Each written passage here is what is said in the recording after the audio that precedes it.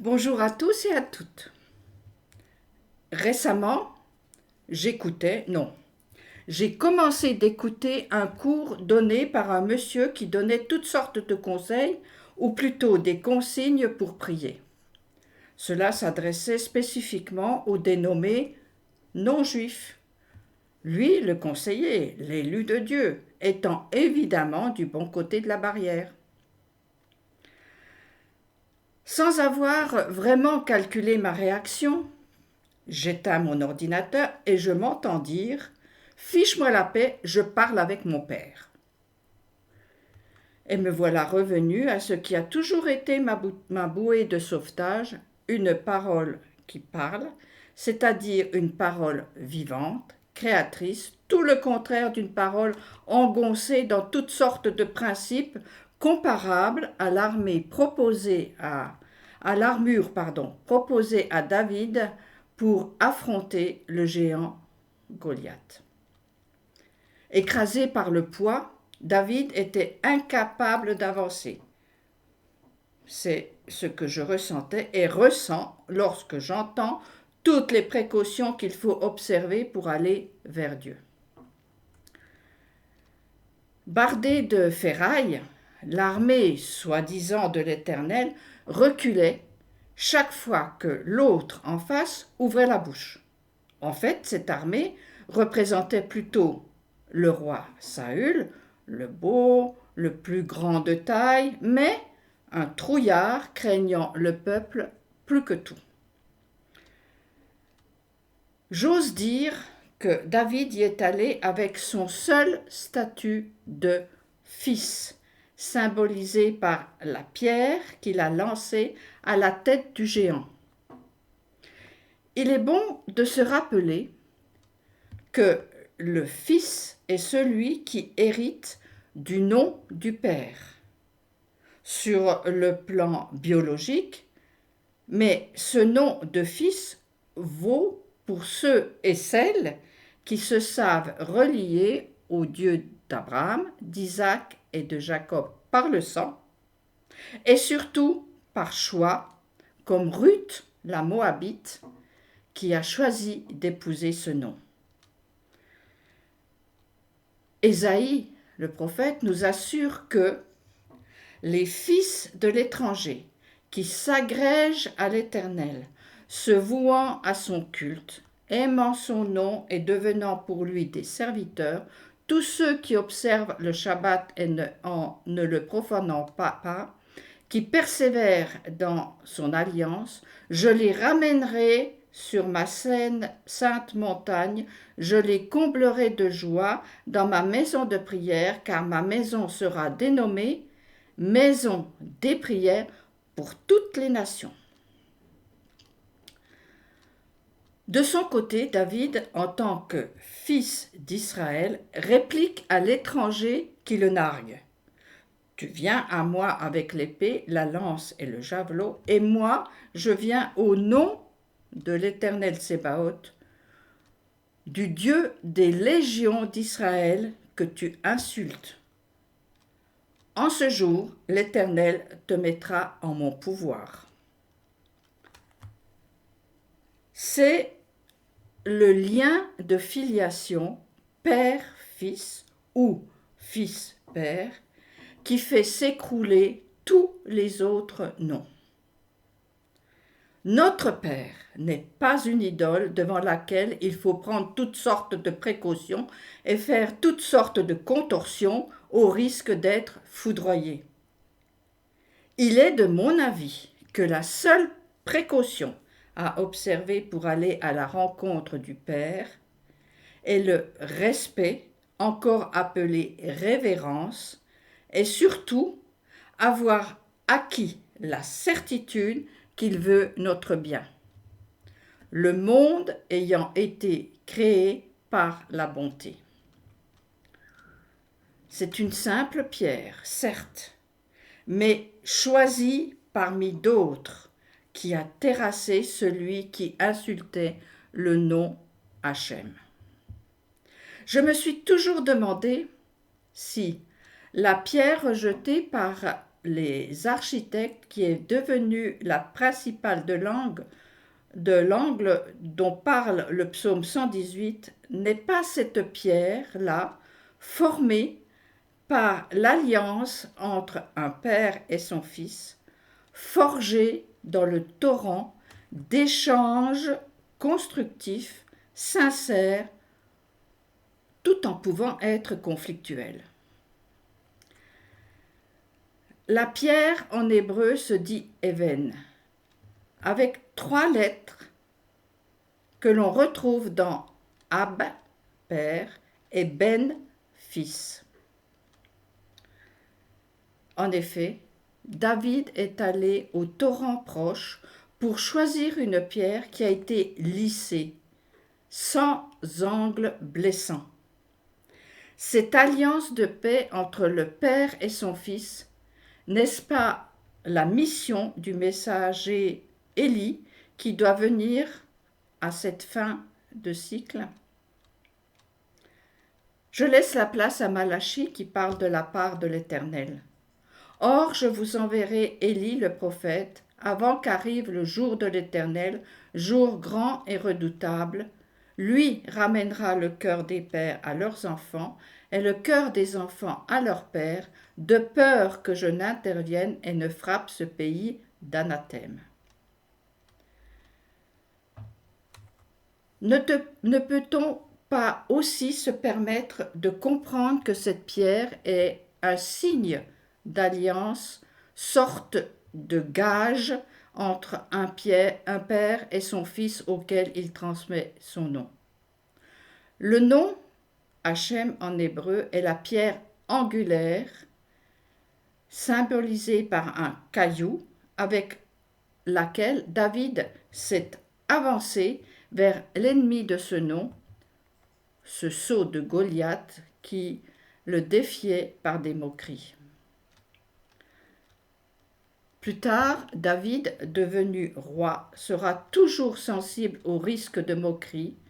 Aussi, sa demande à l'Éternel est « Viens à notre secours, Dieu de notre salut, par égard pour l'honneur de ton nom, à cause de ton nom, délivre-nous, pardonne nos péchés. Pourquoi les peuples diraient-ils, où est leur Dieu ?» Une autre question me vient souvent à l'esprit.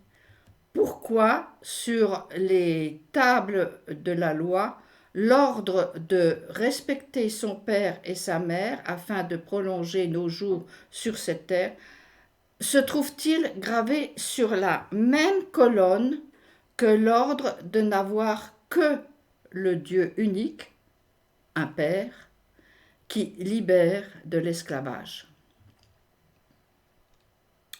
Bien évidemment, comme pour les principes masculins et féminins inscrits dans chaque homme et chaque femme, les principes père et fils sont aussi des codes qui peuvent aider à comprendre ce que veut dire le Adam, à condition d'aller au cœur de ces mots et trouver leur essence. Ainsi, entre autres, l'Adam n'est pas n'importe qui. Il est celui qui doit soumettre tout ce qui régit la nature. Et justement, la pulsion de tuer, qui est la force la plus puissante de la nature, elle est régie par la loi du plus fort. Tuer le père ou tuer le fils sont les instincts naturels, primitifs, que chacun d'entre nous doit dominer. Difficile à admettre, n'est-ce pas? Et pourtant, voici un exemple. 2 religions monothéistes ont fait et font toujours encore couler beaucoup de sang. L'une idolâtre le Père qui étouffe les fils en les écrasant de sa présence toute puissante, et l'autre idolâtre le Fils qui tue le Père en rendant ses paroles obsolètes. Abraham est le modèle de la résolution de ce problème. Il est appelé le père des familles de la terre. Pour David, la pierre qui a fait s'écrouler un géant a atteint la tête. Dans une autre histoire relatée dans le livre du prophète Daniel, la pierre atteindra les pieds d'une statue gigantesque. Que ce soit par la tête ou par les pieds, le lien, Even, la pierre, qui lie un père, Ab, et son fils, Ben, fracasse la mort. Ceci toujours dans le sens intérieur des mots. Salomon, qui porte dans son nom le mot paix, a été et est le chantre de cet amour entre des contraires. Il nous dit : l'amour est fort comme la mort, la passion terrible comme le shéol, ses traits sont des traits de feu, une flamme divine. Des torrents d'eau ne sauraient éteindre l'amour, des fleuves ne sauraient le noyer. Quand un homme donnerait toute la fortune de sa maison pour acheter l'amour, il ne recueillerait que dédain. Bien sûr, cette alliance ne peut se faire que dans une dimension dont j'ai parlé dans ma vidéo précédente. Cette dimension est la féminité, force d'accueil et d'ouverture qui fait échec à la jalousie du premier qui doit s'effacer devant le second afin de s'enrichir et devenir le premier et ainsi avancer. C'est l'alternance père, fils, père. C'est agir avec intelligence et marcher avec assurance sans écraser l'autre. L'un marche avec l'autre et les deux souffles s'associant deviennent l'arche du nom ou réceptacle du nom qui engendre un fils de génération en génération. Le père qui marche avec le fils, l'homme avec la femme, le ciel avec la terre, sont deux souffles, Nefesh et Ruach, qui se rencontrent et font de l'Adam un être parlant qui écoute l'Éternel et est entendu par le Créateur. La petite boutade, fiche-moi la paix, je parle avec mon Père, base de cette méditation, m'a permis de comprendre ces paroles de David. J'ai placé mon ferme espoir en l'Éternel, il s'est incliné vers moi, il a entendu ma supplication, il m'a retiré d'un gouffre tumultueux, d'un bourbier fangeux, il a posé mes pieds sur le roc et affermi mes pas. Pour terminer, je vais vous raconter une petite histoire tirée d'un midrash. Un jour, dans son pays natal, Avram se saisit d'un bâton et fracasse toutes les idoles, sauf la plus grande, à la main de laquelle il fixe le bâton. À son père, qui furieux l'interroge au sujet du massacre, il répond : elles se sont disputées la nourriture, la plus grande furieuse a brisé toutes les autres. Mais est-ce possible ? Elles ne comprennent rien, se fâche le père. C'est alors que le fils coince son père de sa propre logique. Tes oreilles seraient-elles sourdes aux paroles de ta bouche ? Quelquefois, il est bon que notre oreille écoute ce que dit notre bouche, comme l'a fait remarquer Abraham à son père. Et c'est ainsi que je me suis décidé à penser à haute voix devant vous, qui avez pris la patience de m'écouter. Merci beaucoup et à bientôt.